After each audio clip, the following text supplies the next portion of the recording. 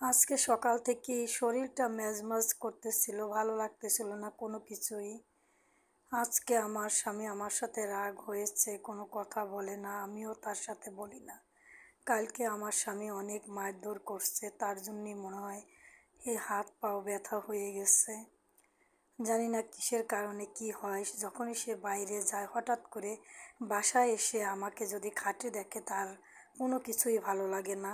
সে আমাকে দেখতে পারে না, মারপিট করে, প্রচুর পরিমাণে মারপিট করে। মারতে মারতে এক পর্যায়ে হয় কি রক্ত বের করে যায়। আমি ফর্সা মানুষ, তার জন্য আমার রক্ত জহম মানে কেমন হয়ে যায়, ব্রয়লার মুরগি আছে না তার মতন, মানে ওই রকমের হয়ে যায়। যাই হোক, মায়ের খেতে খেতে এখন আর কোনো কিছুই ভালো লাগে না। মাঝে মাঝে মনে হয় যে বাপের বাড়ি চলে যাই। পরবর্তীতে মনে হয় যে আমারও তো মেয়ে ছেলে মেয়ে আছে, আমি বাপের বাড়ি যে আমার যদি এক পাট থাকতো তাহলে খেতে পারতাম। কিন্তু আমার 3-4টা ছেলে মেয়ে, এরা কোথায় যাবে? আমার 2টা মেয়ে একটা ছেলে, এরা কোথায় যাবে? তাই চিন্তা করে ছেলে মেয়ের ভাবনা ভেবে আর কোথাও যাওয়া হয় না। তারপরও মারধর করে খেয়ে মানে থাকি। আমার শাশুড়ি খুব প্রচণ্ড জ্বালায়, জ্বালানোর উপরেই থাকে। আমি যদি তারে মাছ দেই তাই সে বলে আমারে মরিচ দিয়ে ভাত দিচ্ছে, আবার তারে গোশ দিলে সে বলে আমাকে তোর বউ কিছু খেতে দেয় নাই। এইভাবে বলে বলে আমার জীবনটারে একদম তেজপাতা করে দিছে। যাই হোক, কী করব না করব ভেবে পাচ্ছি না, তাই আপনাদের কাছে আমি ব্যাপারটা না শেয়ার হলাম। এই তো আমি সেই কতদিন ধরেই একভাবে মারধর আর মারে, এমনভাবে মারে মানে চাপা মারে, কেউ মানুষকে দেখানো যায় না।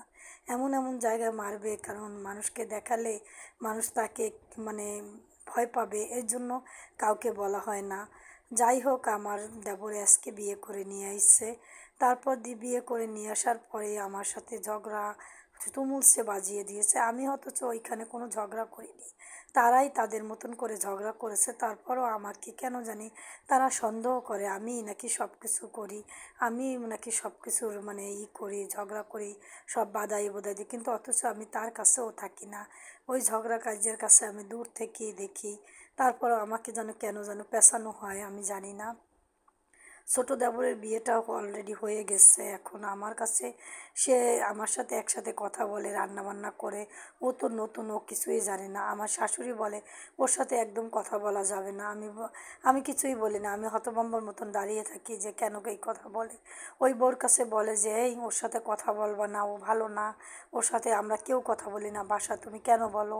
আমার ভাড়াটিয়ার কাছে ও এইটা বলবে, কিন্তু ওই বউ তো নতুন বউ, ও তো বোঝে না। ও বলে কি যে ভাবি তো ভালোই, ভাবি তো কোনো গ্যাঞ্জাম করে না, তাইলে আপনারা এই কথা বলেন কেন? আমাদের ওই ছোট বউ মানে দেবরের বউটা না অনেক শিক্ষিত মানুষ, তো ও অনেক কিছুই বোঝে। তারপরে ও বলে যে কেন এটা বলেন, ভাবি তো অনেক ভালো, আমাকে তো ভালোবাসে। বলে কি তোমাকে প্রথমে ভালোবাসবে, পরবর্তীতে তোমাকে দেখতে পারবে না। এ ভালো না, এ আর দুই চোখে আমরা দেখতে পারি না। আমার সব মেজো ছেলেও দেখতে পারে না, আমার বড় ছেলেও দেখতে পারে না। আমাদের বাসায় একদম কেউ, তোমার শ্বশুর শাশুড়ি কেউ দেখতে পারে না, আমিও দেখতে পারি না। এইটা বলে ননদ, ননদ টনদ সবাই। এটা শাশুড়ি শাশুড়ি বলছে আমার জায়ের কাছে, যা শুনে মানে যা শুনে ভাবে আমাকে বলছে যে ভাবি এরকম না, আপনার কথা বলে কিন্তু আপনার ভিতরে তো কোনো রাগ ধাপ কোনো কিছুই দেখি না। মনে হয় যে আপনি আমার শাশুড়ির চেয়েও আপনি ভালো, এরকমের মনে হয়। কিন্তু আপনার উপর এরা এত রাগ কেন? আমি বললাম যে আমি জানি না, আমি আসার পর থেকেই তারা ভাবে যে তার ছেলের কামাই আমি খাই। অথচ একটা যখন মেয়ে বিয়ে করে তখন একটা ছেলের কাছে মেয়েকে দেয় তার বাবা মা, তখন তো ছেলেরাই কামাই করে, জামাইতেই তো কামাই করে খাওয়ায়, তাই না? কিন্তু তারা না ওইটা বুঝতে চেষ্টা করে না। তারা বলে যে সব কামাই আমি খাই, তার জন্য আমাকে মনে হয় বোধহয় দেখতে পারে না। তারপর আমার একটা মেয়ে আছে, আর ওই যে 2টা ছেলে আছে, তাদেরও আমার কারণে তাদেরও দেখতে পারে না। কি জানি, আমি সব সময় তো তাদের ভালোবাসি। এই কথাই আমার যার কাছে বলতেছিলাম আর গল্প করতেছিলাম আর রান্না বান্না করতেছিলাম আর বলতেছিলাম যে এইভাবেই চলছে আমার দিনের পর দিন সংসারটা। আর আমি বলতেও পারতেছি না ওকে যে এইভাবে আমি মার খাচ্ছি প্রতিদিন, প্রচণ্ডভাবে প্রতিদিন আমার মারধর করে। আমার স্বামী আমার সাথে মানে আমি যদি কোনো কথা বলি তা শুনতে পারবে না। ছেলে মেয়ে সবার কথা শোনে, কিন্তু আমার কথা শুনতে পারে না। আশিপাশি মানে সব পাড়া প্রতিবেশী সবার কথা শোনে, কিন্তু আমার কথা শুনলে কেন জানি সে রাগ হয়ে ওঠে। যাই হোক, ওই রাগ ভিতরেই আমি সংসারটা যেভাবে হোক মানে টেনে টুনে নিচ্ছি। কারণ কি, যখনই আমার বাবা নেই আমার মার কাছে বলি, আমার দুলাভাইয়ের কাছে বলি, আমার আত্মীয় স্বজনের কাছে বলি তখন তারা বিশ্বাস করে না। ওই যে আমি পোশাকটা ভালো পরি এর জন্য তারা বিশ্বাস করে না। এরা পোশাকে বিশ্বাসী, মানে পোশাক সুন্দর করে পোশাক টোশাক দিবে কিন্তু ভিতরে চাপা মাইর দেবে, কেউ জানে না। এটা মা বাবার কাছে বললে মা বাবা বলে যে ও তুমি তো ভালো আছো, এসছে কত খারাপ পর্যায়ে আছে, আমাদের জামাই ভালো, দেখতে শুনতে ভালো, সব দিকে ভালো।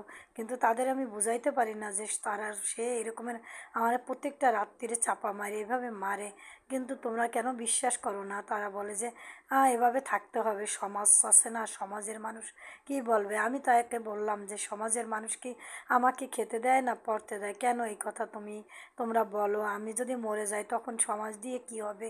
তখন সে বলে যে মরে গেলে জাত, কিন্তু তারপরও সমাজের সমাজটা দেখে নিতে হবে, সমাজের মানুষ খারাপ বলবে। তুই যদি বাপের বাড়ি চলে আসিস ছেলে মেয়ে নিয়ে বা ছেলে মেয়ে রেখে, তখন মানুষ বলবে যে এই অমুকের মেয়ে ছেড়ে চলে আসছে, এই রকমের কথাগুলো বলবে। আসলে এই সমাজের মানুষ, গ্রামগঞ্জের মানুষ তো আরও বেশি বেশি করে বলে। যাই হোক, কষ্ট করেই থাকি, এটা আমার যার সাথেই আমি বলতেছিলাম। সব কিছু তো তার কাছে বলা যায় না, যেহেতু নতুন যার মতনই থাকতে হবে, মানে কথা বলতে হবে, তার সাথে বুঝে শুনেই তো কথা বলতে হবে। কিন্তু সে যখন বলল তখন ওই আমি ফিডব্যাকটা দিয়ে দিলাম যে এইটা নিয়ে আমার সাথে বাদাবাদি হয়, গ্যাঞ্জাম হয়। আম, এইটা বলছে, তখন আমি আর চুপ হয়ে আর কিছু বলতে গেলাম না। যদি বেশি বলি তখন তো যা আবার বইলা দেয়। ওকে তো আমি আজকে নতুন দেখছি, প্রতিদিন তো দেখি না। আর আমার শাশুড়িও তো নতুন দেখছে, সেও তো প্রতিদিন দেখে না। তারপরও ভয় ভয় হয়, সে তো বলতেই পারে, সে মুরব্বী মানুষ, সে বলতে পারে, কিন্তু আমি বলতে পারি না। আমি যে ওই যে পরের বউ, আমি পরের মেয়ে, আমি কেন বলবো? আমি তো ওনাদের বউ, পরের বাড়ির মেয়ে, তার জন্য আমার দোষটা একটু বেশি হয়। যাই হোক, তারপরও সব কিছু মেনে টেনে নিয়ে দুই যা মিলে রান্না বান্না করে একদম খেতে বসাইলাম সবাইকে। আর আমিও খেতে বসলাম। আমার যা বলে যে ভাবি তুমিও আসো, একসাথে সবাই মিলে খাই। ও বলার সাথে সাথে আমিও রাজি হয়ে গেলাম। ও যখন বলল তখন আর পুঁটি মাছগুলো আমার এই যার বাবার বাড়ি থেকে আনা, যার বাবার বাড়ি পুঁটি মাছের এইগুলো হচ্ছে যে করছে, চাষ করা পুঁটি মাছ, সেই পুঁটি মাছ নিয়ে আইছে।